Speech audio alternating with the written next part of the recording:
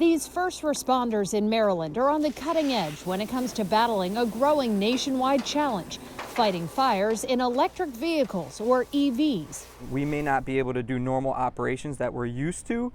Training instructor Jason Leone knows EV fires demand an entirely different approach, from using significantly more water to keeping a cautious eye because of the threat of electric shock.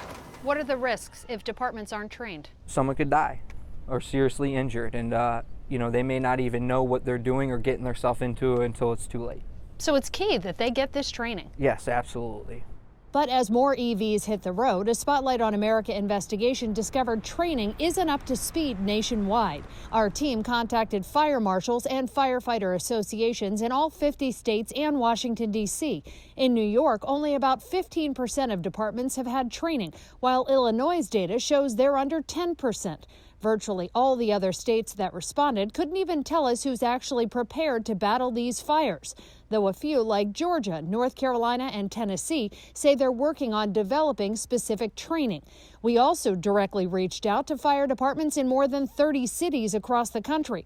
Only about a third responded to say they'd specifically carried out training related to EV fires.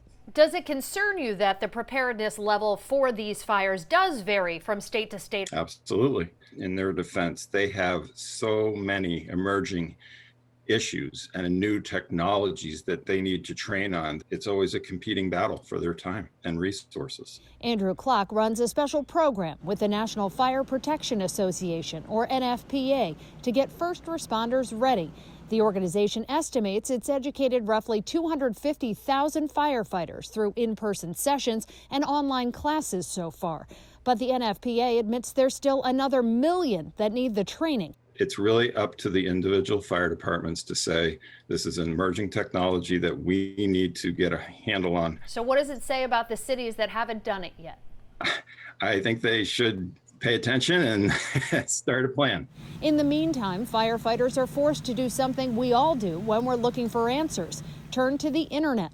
That's where they'll find emergency response guides posted online by car manufacturers. But in a report last year, the NTSB found the instructions in most of those online guides lack necessary vehicle-specific details when it comes to fighting EV battery fires. If the responders don't have good information, we've already seen in some of the incidents where they're not being as effective as they could with the firefighting response. You could eventually have some tragedies occur. Tom Barth is an investigator with the NTSB, which made several recommendations in its report, including calling on fire associations to spread the word about EV fire risks and ramp up training.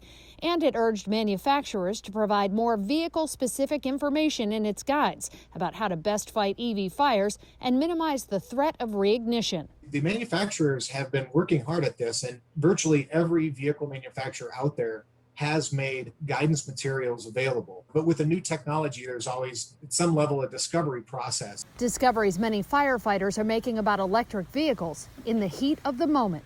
I'm Josie Sturman for Spotlight on America.